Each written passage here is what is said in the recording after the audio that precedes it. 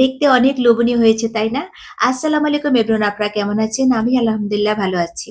আমার আজকের রেসিপি হলো বাটা মরিচ দিয়ে শোল মাছের চচ্চড়ি।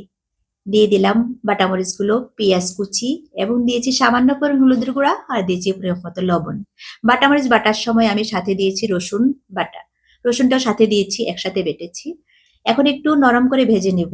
খুব বেশি ভাজবো না, জাস্ট নরম করে একটু ভেজে নিব। একটু পানি দিয়ে আবার কষাবো। একদম মানে মরিচের কিন্তু একটা নিজস্ব ঘ্রাণ থাকে, কাঁচা ঘ্রাণ থাকে। সেই ঘ্রাণটা যাওয়া পর্যন্ত আমরা মরিচটাকে কষাবো। খুব ভালোভাবে কষিয়ে নিচ্ছি। এখানে কিন্তু আর অন্য কোনো মসলা দিব না। তাহলে কিন্তু মরিচের যে বাটা মরিচের যে সঠিক ঘ্রাণটা সেটা পাওয়া যাবে না। দিয়ে দিলাম মাছটা। মাছটাকে কিন্তু আমি একদম কুচি করে কেটেছি। একদম ছোট, ছোট করে এভাবে কাটলে কিন্তু খেতে বেশি ভালো লাগবে। কেটে নিয়েছি, এখন মসলার সাথে মাছগুলোকে একদম একটু ভালোভাবে মিশিয়ে কষিয়ে নিচ্ছি। চুলাটা কিন্তু একদম কমিয়ে রাখতে হবে, নয় পুড়ে যাবে। এই তো কষানো হয়ে গেছে, তেল উঠে গেছে। এখন আমি এখানে পরিমাণ মতো পানি দিয়ে দিচ্ছি। অনেক বেশি পানির প্রয়োজন হয় না।